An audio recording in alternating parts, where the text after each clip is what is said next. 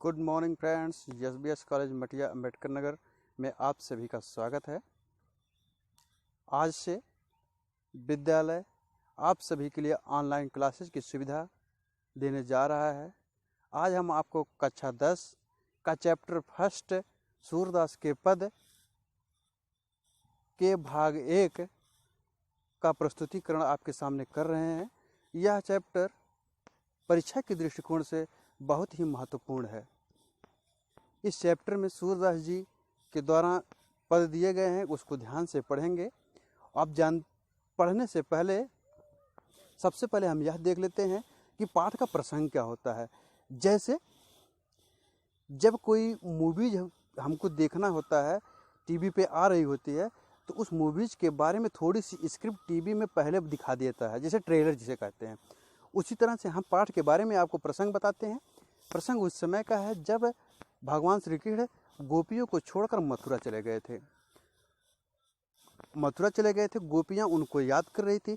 भगवान श्री कृष्ण के एक मित्र उद्धव जी हैं, जो कि उद्धव जी को भगवान श्री कृष्ण गोपियों को समझाने के लिए भेज रहे हैं।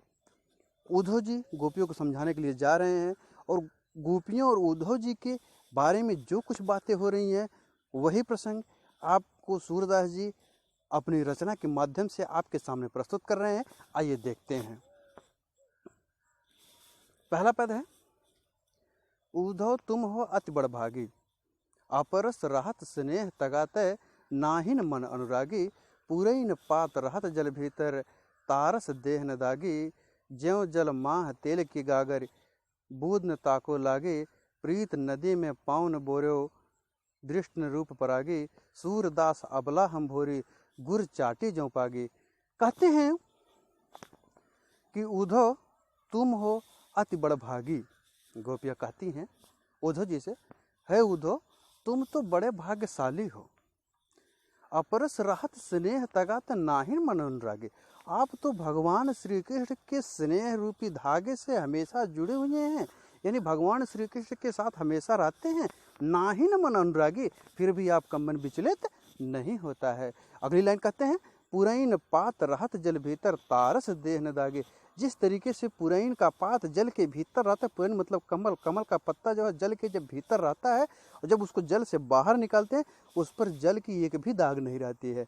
आप देखे होंगे और वृक्षों पर अगर बारिश की बूंदें पड़ती हैं तो उस पर जल के निशान बने रहते हैं, लेकिन कमल के पत्ते पर ऐसा नहीं होता है, अरुई के पत्ते पर नहीं होता है। तो वही गोपियाँ उदाहरण देती हैं, पुरैन पात रहत जल भीतर, तारस देह न दागे। जिस तरीके से पुरैन के पत्ते को जल से बाहर निकाल लेने पर, पुरैन मतलब कमल का पत्ता, बाहर निकाल लेने पर उस पर देह है, उस पर जो है जल की दाग नहीं लगती है। उसी तरह से आप उद्धव जी हैं, आप भगवान श्री कृष्ण के साथ रहते हैं, फिर भी आप भगवान श्री कृष्ण के प्रेम में बंधे नहीं हैं। अरे ज्यों जल माह तेल की गागर बुदनता को लगी। अरे जिस तरीके से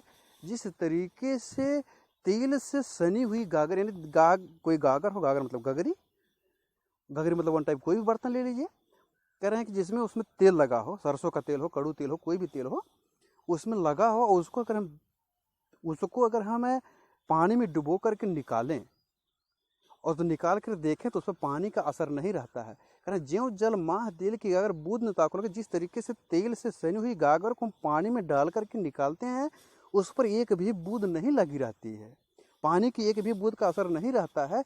उसी तरह से आप भगवान श्री कृष्ण के साथ रहते हुए भी आप उनके प्रेम में नहीं बंधे हुए हैं। आगे कहते हैं, प्रीत नदी में पावन बोर्यो, दृष्ट न रूप परागी। करें आप तो प्रेम रूपी नदी में अपने पाँव को बोरे ही नहीं हैं, अपने आप को डुबोए ही नहीं हैं, आपका दृष्टि तो विचलित हुआ ही नहीं, आपकी निगाह तो प्रेम में पड़ी ही नहीं है, तो आप प्रेम के बारे में क्या जाने। करें सूरदास अबला हम भोरी। काद गोपिया कहते हैं, हे सूरदास जी, हम सूरदास जी के माध्यम से कहती हैं, ए उद्धव जी, हम तो अबला हैं, हम तो भोली भाली स्त्रियां हैं, गुड़ चाटी जो पागी। जिस तरीके से गुड़ की सुगंध से चींटियां आकर्षित होकर के चली जाती हैं, उसमें रम जाती हैं, उसी तरह से हम भगवान श्री कृष्ण के प्रेम में रम गए हैं, हम उनसे निकलना नहीं चाह रहे हैं। इसके बाद हम अगला देखते हैं। अगली में क्या कहती हैं, मन की मन ही माज रही। गोपियाँ कहती हैं कि मन की मन ही माज रही। अब हमारे मन में जो बातें थी अब तो बातें बातें ही रह गई, हम किससे कहें। अरे कहिए जाए कौन पुध, अरे उधो हम इस बात को किससे कहें, ना ही परत कहे। अब हमसे यह बातें कहते नहीं बनता है।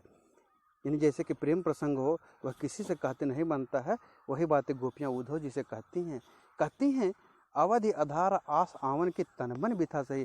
भगवान श्री कृष्ण हमको जो टाइम दिए थे, अवधि मतलब टाइम, जो समय दिए थे, वह आने की जो आशा थी वह बीत गई है। तन मन बिथा सही, मेरा तन भी दुखी है और मेरा मन भी दुखी है। हम पूरी तरह से दुखी हैं। अब इन योग संदेशन सुन सुन बिरहिन बिरह। गोपियाँ कहती हैं यह जो आपका योग का संदेश है ना, यह सुन सुन करके हम बिरहणियाँ और भी जल रही हैं, बिरह में और भी जल रही हैं। जैसे अग्नि जल रही है, उसमें घी डाल दिया जाए तो अग्नि और भी प्रज्वलित हो जाती है, उसी तरह से हम बिरहनियाँ और भी जल रही हैं।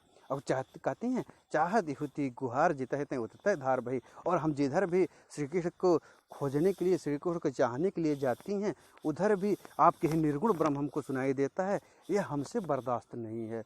उतते धार भई, उधर ही लोग हमको यही छोड़ने, श्री कृष्ण को भूलने की बात करते हैं। उतते धार भई, वही छोड़ने भूलने की बात करते हैं, निर्गुण ब्रह्म की उपासना करने की बात करते हैं, वह हमसे हो नहीं सकता। कहती हैं सूरदास अब धीरे धीरे क्यों। गोपियाँ कह रही हैं कि ऐ सूरदास जी के माध्यम से धीर धरें क्यों, अब हमसे धैर्य नहीं धारण करते बनता है, मर्यादा नहीं। अब हम अपनी सारी मर्यादा खो देना चाहते हैं, अब हम भगवान श्री कृष्ण से बिना मिले नहीं रह सकते हैं। गोपियाँ कहती हैं इस तरीके से हम इस तरीके से। यह दूसरा पद खत्म होता है। इसके बाद आपको होमवर्क दिया गया है, आइए होमवर्क को देख लेते हैं। होमवर्क अपनी कॉपी में मेंशन करेंगे।